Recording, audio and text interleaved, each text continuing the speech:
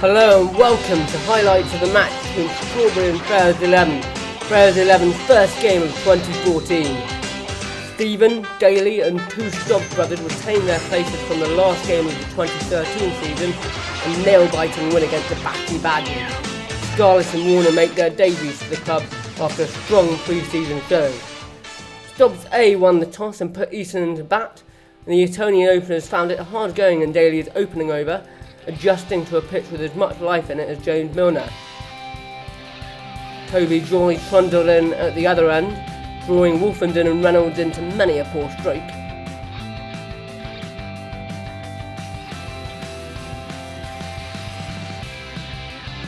And it was Joy who got the breakthrough.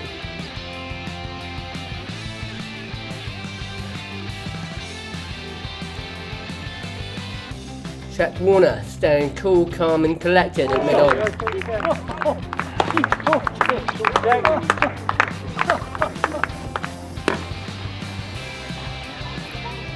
And it wasn't long before she was at it again. Daly, the bowler this time. Ferdinand Reynolds, the Etonian captain, mistiming the ball to the worst possible territory. Check Warner on the leg side.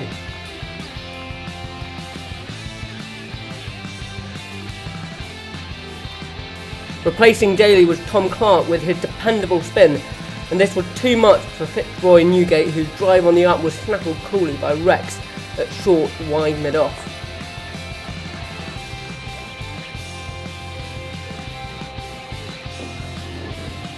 However, bowlers quickly realised that, although length balls were just about okay, anything short just sat up to be punished by the Etonian lower middle order. Hume Kendall with some particularly vicious shots.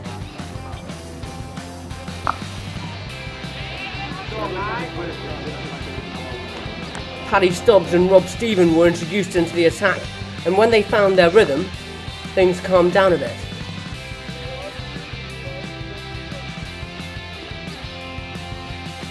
Stephen then got the crucial wicket of Hume Kendall in his second over.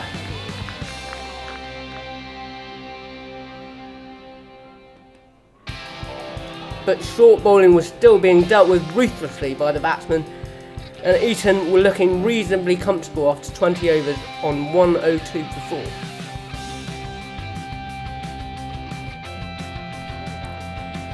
The drink break was perfectly timed, however, as Stobbs struck with the first ball following, Bowen's horrible stroke diverting the ball onto his own wicket. But new batsman Compton and the stubborn Bossum connected with enough delivery to keep the scorecard ticking along. Check Warner bowled one over and was unlucky not to bowl Compton with her very first ball.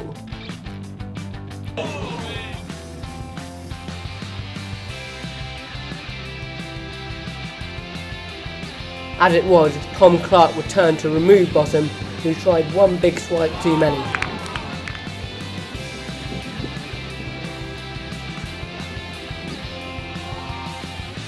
The opening bowlers returned for their second spells, and after a couple of LBW appeals were denied, Roy eventually trapped Evans Looms plumb in front. Next over, a Daily long hop did for McDonald, Tom Clark staying calm to take the sky at points.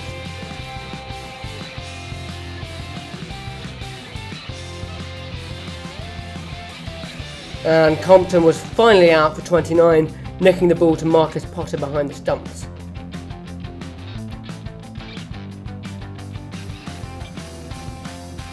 And the persevering Joy took the last scalp of Barros, possibly the plummest LBW we'll see. So, Faire Is The XI did well to restrict Strawberry to 168, but would they rue missed opportunities in the field?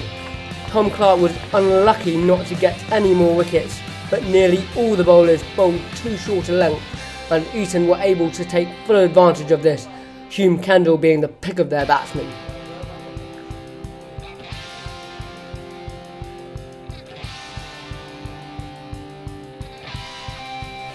Potter and Stephen opened the batting for Faire, and whilst Potter calmly played himself in,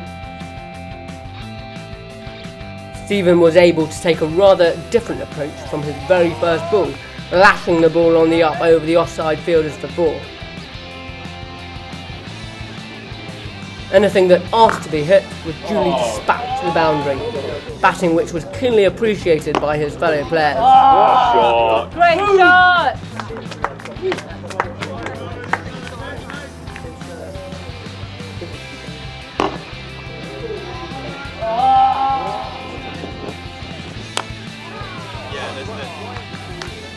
But while Stephen had a good eye for the ball, his lack of spatial awareness was his undoing. Bowen bowling a completely unthreatening ball. The Faire Is The XI opener decisively embarrassed.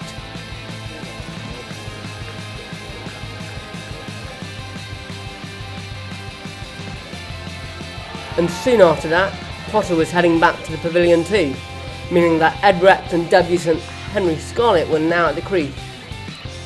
First change bowler Evan Loon wasn't quite into rhythm when bowling at Scarlett, and it was perhaps this non-delivery which psyched out the Faire Is The XI left-hander. He certainly didn't know what to think.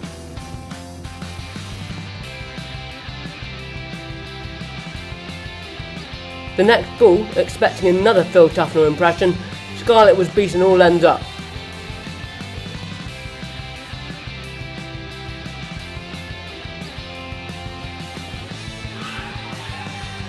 Trek Warner came in at number 5 and immediately incurred the wrath of the opposition, cruelly cutting wide of slip.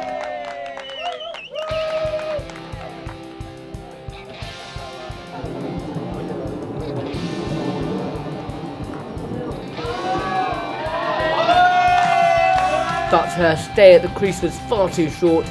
Evan Loon bowling with confidence now, and Faire Is The XI stumbling somewhat after 14 overs.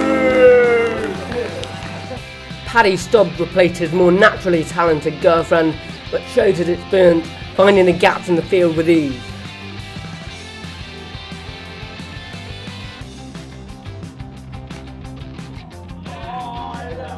And Rex now was getting into his stride, hitting 2 sixes in this Hume Kendall over. Great shot. Heads up. 6.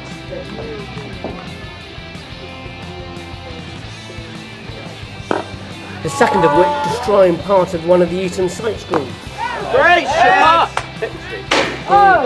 You broke the screen. Great shot. Hoping to calm things down a bit, Reynolds brought himself onto bowl, but was taken apart by Rex and the elder Stobbs. Rex reaching his 50 from just 32 balls. Shot. Oh, brilliant shot!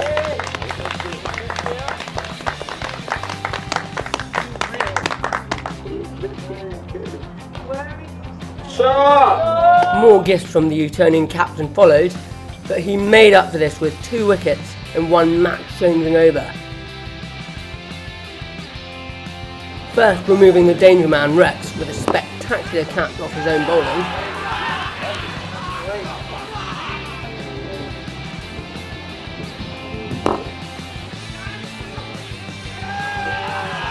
Before Tom Clark fell for a duck second ball, trapped on his crease by a ball which kept a touch low. By now, Reynolds was consistently bowling a decent length, so new batsman Richie Taylor and senior partner Stobbs had to settle for knurling the ball around the field in hope of quick singles. For a while, the flow of boundaries stopped.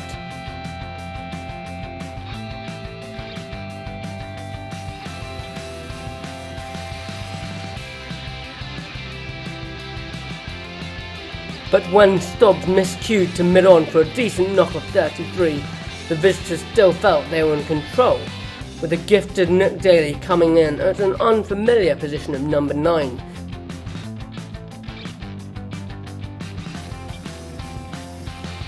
But Daly, coming back to the game after a long break, was only able to bat out a good maiden from Evan Loon. And next over this happened.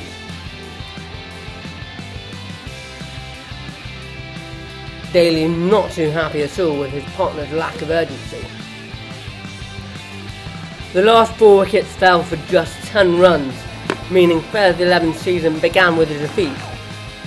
But with a game full of highlights, they can take away plenty of positives and prepare for the next game against the Burley Blueies in the knowledge that they have a 100% record against Dave Watkins' side. In terms of batting, Potter and Stephen should go on to make plenty of big scores this season, and we'll be hoping for a first Faire Is The XI century, possibly from Edmund Rex. The next game takes place at 1 o'clock on Sunday the 11th of May at the beautiful Oval in the Regent's Park.